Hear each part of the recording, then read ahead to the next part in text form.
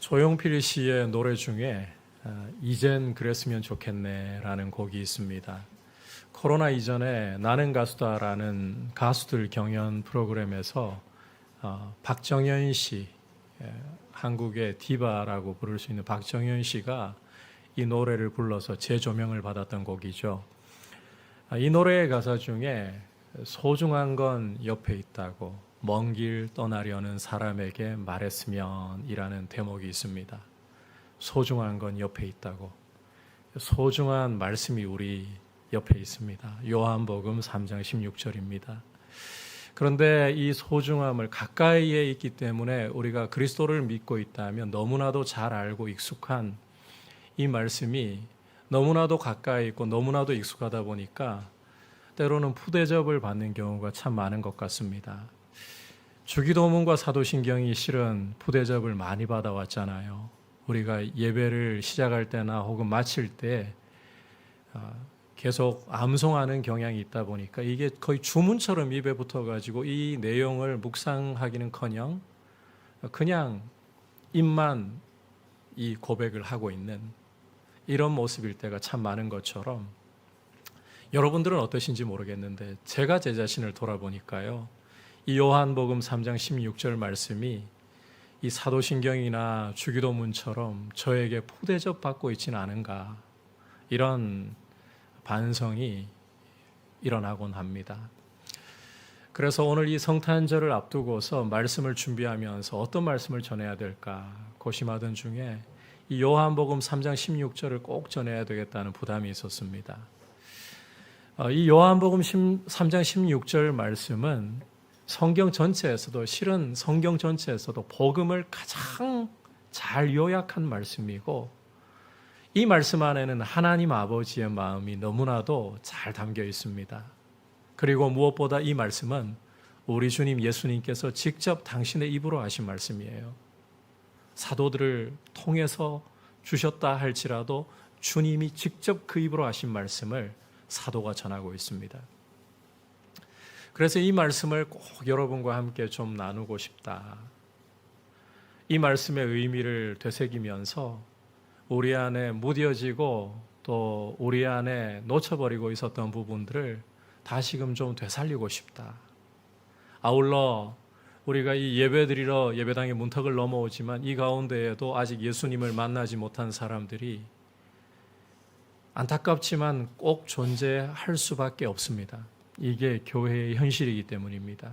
그러한 분들은 이 말씀을 통해 복음을 다시 듣고 예수님을 만나는 은혜가 있기를 간절히 원하는 마음으로 이 말씀을 여러분에게 오늘 전하고자 합니다. 우리가 함께 살펴보려고 하는 이 요한복음 3장 16절을 읽어보시면 우리 주님께서 이 세상이 처해 있는 형편, 처지에 대해서 말씀하고 있는 것을 읽을 수가 있습니다. 바꿔 말하자면 이 세상의 가장 중요하고 근본적인 필요가 무엇인가를 우리 주님이 이 말씀에서 우리에게 들려주고 계시다는 거예요. 자, 여러분께서는 각자 필요를 다 가지고 계실 겁니다. 어떤 것이 나에게 지금 제일 절실한 필요라고 느끼고 있습니까? 참 많은 분들이 돈이라고 생각할 것 같습니다. 혹은 집 문제가 좀 해결이 되었으면 좋겠어요. 저는 안정적인 직장이 좀 있었으면 좋겠어요. 자녀의 성공이 제가 바라는 바예요. 저는 건강이에요. 다 잃어보니까 이러나 저러나 건강만 내게 주어져 있어도 세상 살아가는데 다시 일어나서 용기 내서 살아갈 수 있을 것 같아요. 저는 관계가 잘 좀 되었으면 좋겠어요. 저는 연인이 필요해요. 저는 결혼했으면 좋겠어요. 우리 각자마다 처한 상황이 다르고 하나님이 우리를 또 다 다르게 만드셨기 때문에 필요도 다 다릅니다. 여러분, 이러한 필요들을 여러분께서 부정하실 필요가 없어요. 여러분이 하나님께서 육체로 지으셨기 때문에 내게 있는 필요를 나는 부정해야 돼라고 말하실 필요가 전혀 없다는 겁니다. 여러분들에게 실제로 필요한 부분이기 때문에 여러분들이 그 필요를 느끼고 있고 그 필요를 하나님 앞에 구하셔도 됩니다. 이건 잘못된 게 아니에요. 우리 육체를 유지하기 위해서 우리에게는 필요라는 것이 있고 이 필요를 하나님께 얼마든지 구할 수 있습니다. 그런데 중요한 것은 이런 우리 당면한 필요가 우리의 본질적이고 근본적인 필요이냐 하는 것입니다. 우리 각자마다 눈앞에 있는 당면한 필요가 있습니다. 그런데 이러한 필요 배후에 우리의 본질적이고 근본적인 필요가 있다는 거예요. 여러분들 한 사람 한 사람뿐만 아니라 이 세상 모든 사람이 동일하게 가지고 있는 참된 필요가 있다는 것입니다. 우리의 당면한 필요를 채운다고 해서 이 필요가 그냥 채워질 수 있는 게 아니에요. 중요한 것은 이 본질적인 필요를 우리는 우둔하고 어리석어서 깨닫지도 못한다는 것입니다. 자, 그렇다면 이 필요를 누가 알고 누가 우리에게 진정으로 보여줄 수 있는가? 바로 우리 인생을 설계하시고 창조하신 하나님께서 보여주실 수가 있어요. 하나님께서 바로 이 말씀을 통해 오늘 요한복음 3장 16절을 통해 우리의 이 세상의 근본적인 필요에 대해서 참된 필요에 대해서 이렇게 말씀을 하고 계십니다. 한번 따라 합시다. 멸망하지 않고 영생을 얻게 하려 함이라. 여러분, 우리 인생 누구 할 것 없이 모든 땅에 발을 붙이고 사는 사람들에게 근본적으로 필요한 것은 바로 멸망하지 않고 영생을 얻는 것이에요. 멸망하지 않고 영생을 얻는 것이다. 자, 이 멸망이라는 단어를 여러분께서 특히 2023년 들고부터 많이 뉴스를 통해서 접해보셨을 겁니다. 어느 때보다 지구 멸망에 대한 우려와 염려가 언론을 통해서 우리에게 많이 다가왔던 한 해였던 것 같아요. 지구의 수명이 이제 얼마 남지 않았다. 이 지구온난화로 인해서 기후의 재앙이 닥쳐오고 있다. 요즘 북극 한파로 여러분 많이 고생하셨죠? 지구온난화의 한 증거 아닙니까? 이로 인해서 자원 고갈이 찾아오고 있습니다. 먹고 사는 것부터가 큰 문제가 되고 있어요. 우리가 즐겨 마시고 있는 커피 같은 경우도 이 기후가 자꾸 변해가면서 생산량이 많이 감소하고 있잖아요. 어디 그뿐입니까? 자연재해로 인해서 아이슬란드에서는 화산 폭발로 인해서 나라가 재난을 맞이하고 있고, 지진으로 인해서 불과 얼마 전에 또 중국 장쑤성이었던가요? 100명이 넘는 사람이 사망을 하게 되는 이러한 부분 때문에 지금 지구의 멸망이, 세상의 멸망이 걱정이 된다. 이런 우려가 언론을 통해서 우리에게 많이 전해지고 있습니다. 그런데 여러분, 단언하건대 지구는 결단코 온난화로 인해서, 자연재해로 인해서 망하지 않습니다. 제가 여러분들에게 단언할 수 있습니다. 이것은 저의 어떤 확신이 아니라 하나님의 말씀을 따라서 이 부분을 여러분들에게 담대히 말씀드릴 수 있어요. 지구온난화 때문에 지구는 큰 고통을 당할 수 있습니다. 세상은 큰 어려움에 처할 수 있습니다. 그럼에도 불구하고 이 세상은 지구온난화 때문에 망하지 않습니다. 자연재해 때문에 망하지 않습니다. 여러분, 이 지구가 오늘 멸망이라는 단어를 쓰게 되는 유일한 이유는 한 가지입니다. 바로 죄 때문이라는 거예요. 하나님께서는 이 세상이 멸망하는 가장 근본적이고 중요한 원인이 죄 때문이라고 말씀하고 있습니다. 여러분, 이 죄라는 것이 무엇인가요? 죄라는 것은 하나님과의 관계의 단절을 말하는 것입니다.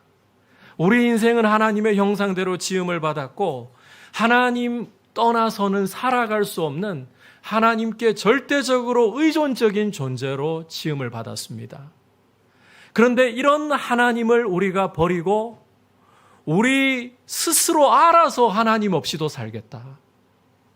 하나님, 내 인생에 좀 간섭 좀 하지 마세요. 이래라 저래라 좀 하지 마세요. 왜 자꾸 뭐 하라 하지 말라 이런 말씀이 많은 건지. 내 인생이잖아요. 내 인생 내가 주인이 되어서 살아가겠다는데요. 제발 좀 하나님 나 좀 건드리지 마시라니까요. 여러분 이게 바로 죄입니다. 하나님 없이 하나님 떠나서 살아갈 수 없는 인생이 하나님을 거부하고 자신이 삶의 주인이 되어 있고 자신이 하나님이 되어 있는 바로 그 모습이 죄이고, 이 죄가 여러분 이 세상에 죽음이라는 결과를 가져왔고, 한번 죽음 그걸로 끝이 아니죠. 그 이후에는 심판이 있잖아요. 세상이 멸망하는 이유는 바로 이 죄 때문이라는 거예요. 따라서 이 죄의 문제가 해결되는 것이야말로 우리 인생의 근본적인 필요라는 것입니다. 이 세상이 가장 필요로 하는 근본적인 필요, 참된 필요가 무엇이냐? 죄 문제의 해결이라는 거예요. 여러분, 이 죄 문제의 해결은 동전의 다른 면으로 뒤집어서 긍정적인 면을 보자면 영생을 얻는 것과 직결되어 있습니다. 앞서 죄가 뭐라고 했나요? 죄가 하나님과의 관계의 단절이라고 했었죠. 이 영생이라는 것은 이런 단절되어 있던 하나님과의 관계를 바르게 회복하는 걸 말해요. 하나님이 우리에게 영생을, 생명을 주실 수 있는 유일한 분이기 때문에 그 하나님과의 바른 관계를 회복하는 게 영생을 얻는 것이에요. 이 영생에 대해서 간혹 오해를 하시는 분들이 있어요.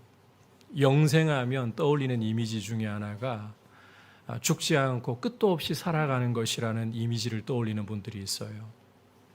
그런데 이것은 영생을 제대로 다 묘사하는 설명이 아닙니다. 제가 과거에 보았던 헐리우드 영화 중에 하나가 이 하일랜더라는 제목의 영화가 있었는데, 스코틀랜드의 신화를 기반으로 만든 영화예요.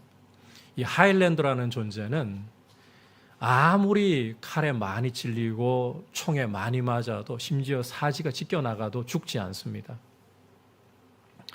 이 주인공으로 등장하는 인물이 하일랜더인데, 이 사람은 죽지 않고 살아있는 삶이 고통 그 자체였어요. 왜냐하면 사랑하는 아내를 맞았습니다. 자신은 늙지 않는데 아내는 그 젊음이 오래가지 않아 점점 쇠하여지고 시간이 흐르면서 죽음을 맞이합니다. 무덤 앞에서 통곡합니다. 그러다가 또 다른 사람을, 또 다른 사랑을 만나서 마음을 잡고 결혼을 하고, 그러나 역시 그 아내조차 늙어가고 죽음을 맞이합니다.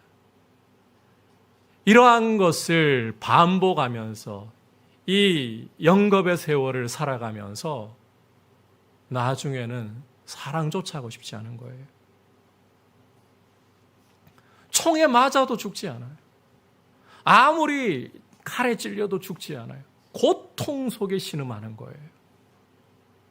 여러분, 이것은 영생을 정말 모르는 묘사입니다. 한편으로는 영생을 조롱하는 묘사예요. 영원한 생명이라는 것은 단지 안 죽고 끝없이 살아가는 게 아니에요.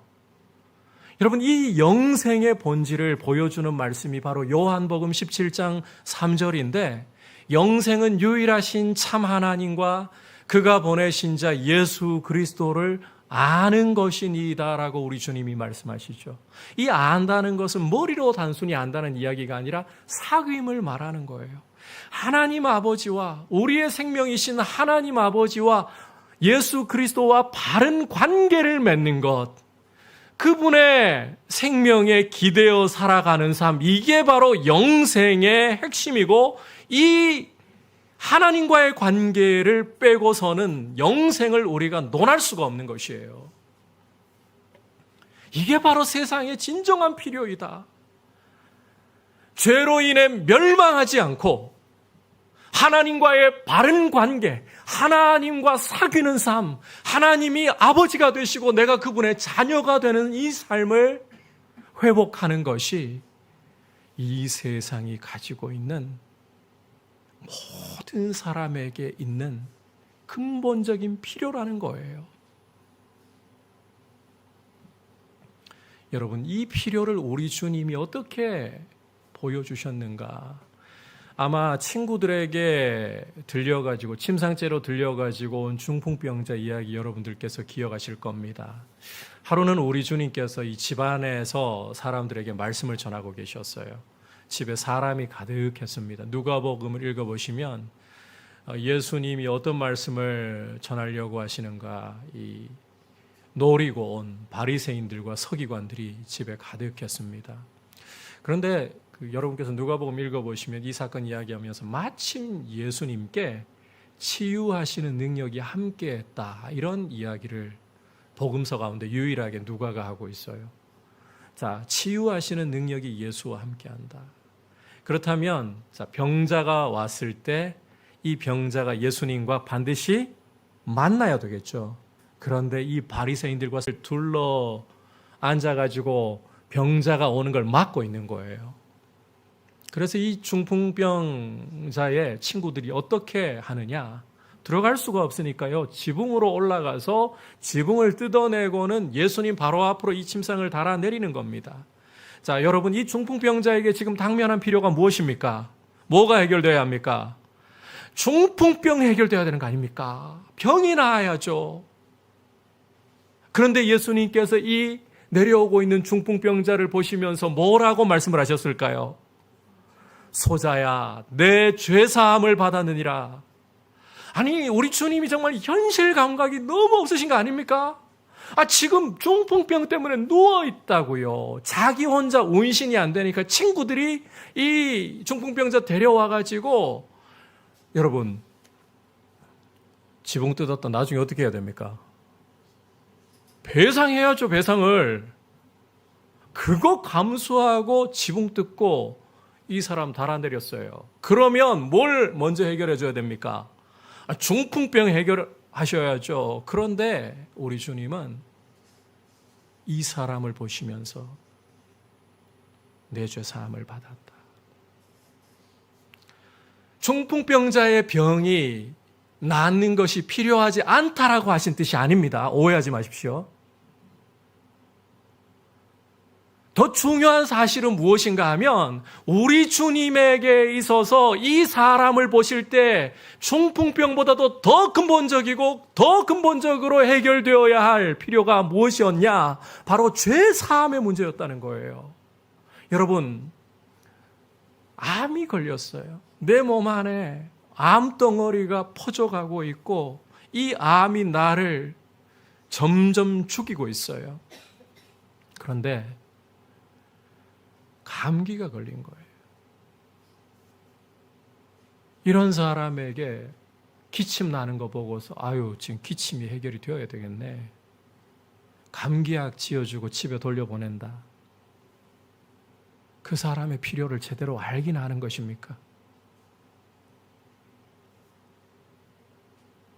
암을 잡아야죠, 암을. 하나님이 우리 이 세상을 바라보실 때, 좁게는 나를 바라보실 때에 맞아요, 우리에게 필요가 참 많아요.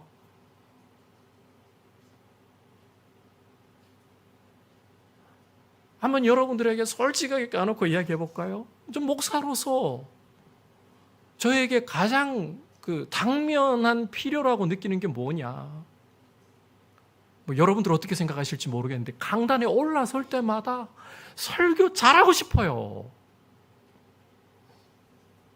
목회, 여러분 정말 잘하고 싶다고요. 근데 이게 뜻대로 안 돼요. 그러면 저는 여러분 이게 해결되었으면 좋겠다, 솔직히 그런 마음 들어요. 그런데 주님이 보실 때에 그게 본질적인 문제냐는 것입니다. 여러분들 집 문제 해결이 안 돼가지고 기도하고 하나님 집 문제 해결해주세요. 잘못된 거 아니에요. 구하세요. 그런데 그것이 정말 나의 본질적인 문제이냐? 이것은 다를 수가 있다는 거예요. 하나님이 보실 때에 우리의 본질적인 문제, 이 세상이 가지고 있는 본질적인 문제는 멸망하지 않고 영생을 얻는 것이에요. 이 필요가 채워져야 한다는 것입니다. 중요한 사실은 하나님이 우리를 한번 따라합시다. 사랑하십니다. 한번 다시 따라합시다. 하나님이 세상을 이처럼 사랑하사. 하나님이 우리를 사랑하신다는 거예요. 하나님이 우리를, 저는 이 한글 개혁 때부터 이 번역이 사실은 그다지 마음에 들지 않아요. 왜 이처럼 사랑하사라고 번역을 했을까? 물론 따라오는 독생자를 주셨으니 이걸 강조하려고 한다면 좋은 번역이라고 할 수 있는데 오해가 많이 되거든요. 공동 번역을 보시면 이 부분을 이렇게 번역을 하고 있어요. 하나님이 세상을 극진히 사랑하사. 하나님이 우리를 너무나도 사랑하십니다. 너무나도 사랑하십니다. 그래서 독생자를 주셨으니. 독생자를 주셨으니. 아니, 돈 좀 달라고요, 돈 좀. 집 좀 달라고요, 집 좀. 안정된 직장을 좀 달라고요. 건강 좀 달라고요. 우리는 그게 채워지면, 당면한 필요가 채워지면 하나님 나 사랑하시는구나. 그만 마음이 뽀송뽀송하게 녹아가지고요. 그동안 성질 부리고 주님 제대로 주님 믿지 못했던 건 너무너무 죄송해요. 그런데 여러분, 제가 우연히 그 유튜브에 올라있는 뉴스 영상 같은 걸 하나, 제목이 보니까 너무 격차가 큰 걸 묘사하고 있어가지고 영상을 하나 봤었는데, 우리 지역은 아니지만 우리 지역도 만만치 않아요. 집값의 격차가 어마어마하대요. 부산 같은 경우는, 해운대와 영도 같은 경우는 50억 아파트와 한 30년 된 어떤 아파트는 이제 좀 많이 폐가 같이 되었지만 600만 원이면 살 수 있다. 이 정도로 집값의 격차가 벌어져 버려요. 너무 기가 막혀가지고 이렇게까지 격차가 벌어질 수 있나. 제가 영상을 봤는데요. 여러분, 우리는 그러한 어떤 집 문제, 빈부의 격차의 해소, 우리의 당면한 필요가 채워지면 주님이 나를 사랑하신다라고 자꾸 착각합니다. 아닙니다. 하나님은 이미 우리를 사랑하고 계십니다. 창세 전부터 우리를 작정하실 뿐만 아니라 창세 전부터 우리를 사랑하셨습니다. 우리가 하나님을 반역하고 하나님을 떠나서 독립을 선언한 이후에도 에베소서 2장에서 사도 바울이 묘사하고 있는 것처럼 허물과 죄 가운데서 이 세상의 풍조를 따르고 공중권세 잡은 마귀를 따르고 우리의 육체의 욕심과 정욕을 따르면서 하나님을 반역하고 있는 상황에서도 하나님은 포기하지 않으셨습니다. 그리고 내가 너를 사랑한다. 그 증거를 주시는데 한번 생각해 보세요. 여러분, 집이 큽니까? 독생자가 큽니까? 아니, 독생자 예수 그리스도를 우리가 생각하지 않아도요, 내 자식을 한번 떠올려 보십시오. 집 문제 해결되면 내 자식 희생하시겠어요? 내 아들, 내 딸 희생하시겠어요? 차라리 집을 포기하고 내 자식을 붙잡지.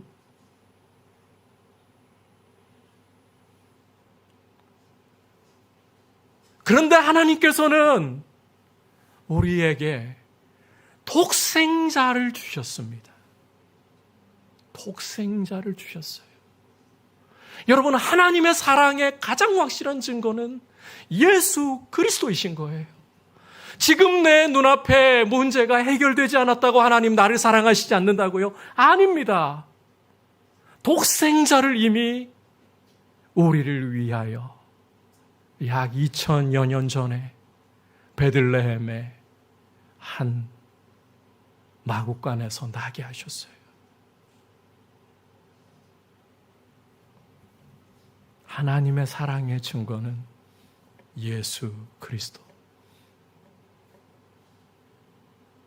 하나님이 여러분들의 필요도 중요하게 보십니다. 아들을 주실 뿐만 아니라 여러분들의 당면한 필요도 하나님은 외면하지 않으십니다. 그런데 여러분, 우리가 이 필요가 다 채워지지 않았다 할지라도 붙잡고 또 붙잡아야 할 하나님의 사랑의 증거 무엇이냐? 바로 예수 그리스도시라는 거예요. 이 예수 그리스도를 베들레헴의 아기로, 여러분, 온 우주 만물을 창조하신 분이 아기가 되어 나셨어요. 아기는 말 못합니다. 아기는 몸을 움직일 수도 없습니다. 심지어 목도 스스로 100일 정도 되기 전까지는 가눌 수가 없습니다. 여러분, 온 우주를 창조하신 하나님이, 만물에게 생명을 주신 그 하나님이 아기가 되어 말도 할 수 없고 원하는 대로 몸을 움직일 수도 없는 그런 유한한 아기가 되어 오셨어요. 왜? 하나님이 사랑하셔서. 죄에 빠진 우리를 대신해서 우리의 일생을 살아가시면서, 여러분, 예수님이 그냥 할 수 있으니까 십자가에 성인으로 오셔서 단박에 달려가신 게 아닙니다. 아기가 되어 오셔서 우리의 이 뱃속에서부터의 모든 경험들을 당신이 그 자리에서 하시고, 때가 되셨을 때 우리의 모든 죄와 허물을 그 몸에 짊어지시고, 내가 받아야 할 저주, 내가 받아야 할 멸망, 당신이 십자가에서 그 피를 흘려 당하셨습니다. 여러분, 예수 그리스도의 십자가는 우리를 대신하여 당신이 십자가에서 이 멸망의 잔을 받으신 것은 우리의 모든 죄를 단번에 영원히 도말한 사건인 줄 믿습니다. 더 이상의 희생제물이 필요 없어요. 우리가 주님 앞에 더해드릴 것이 없어요. 뿐만 아니라 이 십자가의 보혈은 하나님과 단절되어 있던 우리를 다시금 아버지와 자녀의 관계로 회복을 시켜주셨어요. 예수의 보혈을 의지하고 나아갈 때에 하나님 아버지 앞에 나아가는 새롭고 산 길이 열렸고, 하나님을 아바 아버지라 담대히 부를 수 있는 줄 믿습니다. 이 예수 그리스도를 오늘 저는 여러분들에게 정말 당부하고 싶습니다. 이 예수 그리스도를 하나님의 사랑의 증거로 가슴에 담으십시오. 여러분, 내 필요가 채워져야 하나님 나 사랑하시는가 봐. 내 필요 안 채워지면, 여러분, 하나님 앞에 끝까지 기도해 보셨나요? 인내하며 끝까지 하나님 앞에 기다려 보셨나요? 한 일주일 기도하고 포기해버려. 하나님은 내 기도에는 관심도 없어. 아니, 왜 내 옆에 있는 저 아무개 집사님 기도는 그렇게 응답하시고 간증거리도 주시면서 나한테는 왜 관심도 없는 거야, 하나님? 기도해 본들 뭐해? 여러분, 끝까지 기도해 보셨나요? 응답이 올 때까지.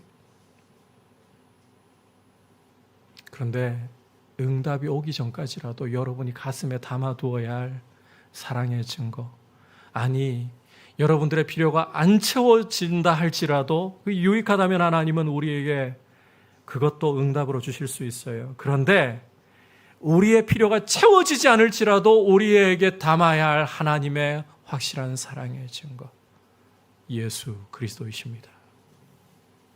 그리스도를 주셨어요. 오늘 우리가 이 성탄절을 앞에 두고 함께 모여드리는 이 공적인 예배 가운데에 예수 그리스도는 하나님의 사랑의 증거입니다. 예수 그리스도를 바라보며 그 안에서 하나님이 나를 사랑하신다, 이 사실을 다시 한번 가슴에 새기고 주님의 그 사랑에 매여서 내가 주님 앞에 이 땅에 오심을 감사하고 그것이 진정한 축복이고 그것이 진정한 은혜임을 내가 가슴에 새기고 고백하면서 주님 기뻐하시는 내 삶을 드리기를 원합니다. 이런 결단을 다시 한번 새롭게 할 수 있기를 여러분께 주님의 이름으로 축복합니다. 아울러 이 자리에 교회의 문턱은 넘어오지만 아직 예수님을 영접하지 못했다면 오늘 그를 믿는 자마다라고 하셨습니다. 그를 믿는 자마다 멸망하지 않고 영생을 얻게 하려 하심이라. 예수 그리스도를 모시는 것은 오직 믿음으로입니다. 믿음이라는 것은 하나님이 하신 일을 그대로 받아들이는 것입니다. 십자가에서 나를 위해, 내 죄를 위해 내어주신 그 예수 그리스도, 그분을 받아들이라고 할 때에 자존심 세우지 않고 자격 따지지 않고 그냥 받아들이면 되는 것입니다.